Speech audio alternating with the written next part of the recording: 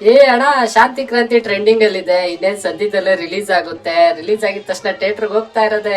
ಚಿನ್ನ, ಒಂದು ಹಳೆ ಫಿಲಮ್ ಟ್ರೆಂಡ್ ಆಗಿದ ತಕ್ಷಣ ರಿಲೀಸ್ ಮಾಡಕ್ ಆಗಲ್ಲ. ಇವಾಗ ರವಿಚಂದ್ರನ್ ಅವರ ಬ್ರದರ್ ಬಾಲಾಜಿ ಅವರು ಅದನ್ನೇ ಹೇಳಿರೋದು. ಪ್ರಿಂಟು ಈಗಿನ ಕಾಲಕ್ಕೆ ತಕ್ಕಂಗೆ ರೆಡಿ ಮಾಡ್ಬೇಕಾಗುತ್ತೆ, ಸೌಂಡ್ ಮಿಕ್ಸ್ ಮಾಡ್ಬೇಕಾಗುತ್ತೆ, ರೀಸೆನ್ಸರ್ ಮಾಡ್ಬೇಕಾಗುತ್ತೆ, BGM ಮ್ಯೂಸಿಕ್ ಅಪ್ಡೇಟ್ ಮಾಡ್ಬೇಕಾಗುತ್ತೆ. ಇದಕ್ಕೆಲ್ಲ ತುಂಬಾ ಕೆಲಸಗಳು ಹಿಡಿಯುತ್ತೆ. ಸೊ ಆದ್ರಿಂದ ರವಿಚಂದ್ರನ್ ಅವರ ತಮ್ಮ ಬಾಲಾಜಿ ಅವರು ಹೇಳಿದ್ದಾರೆ, ಈ ಚಿತ್ರ ರಿಲೀಸ್ ಮಾಡ್ಬೇಕು ಅಂದ್ರೆ 8 ರಿಂದ 10 ತಿಂಗಳಾಗುತ್ತೆ ಅಂತ ಹೇಳಿದ್ದಾರೆ ತಮ್ಮ.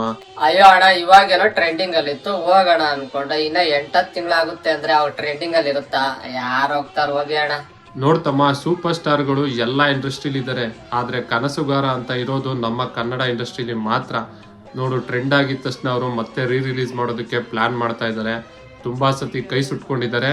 ಬಟ್ ಈ ಸತಿ ಮಾತ್ರ ಕರ್ನಾಟಕ ಜನತೆ ಅವ್ರನ್ನ ಕೈ ಬಿಡಬಾರ್ದು. ಓಕೆ ಅಣ್ಣ, ಖಂಡಿತ ಈ ಸತಿ ಕನ್ನಡಿಗರು ರವಿ ಮಾಮನ್ನ ಕೈ ಬಿಡಲ್ಲ. ರಿಲೀಸ್ ಆದಾಗ ಖಂಡಿತ ಹೋಗಿ ನೋಡ್ತೀವಿ. ಪಾತ್ರವು ನಾನಮ್ಮ, ಪಾತ್ರದ ಸೂತ್ರವು ಮೇಲಿದೆ.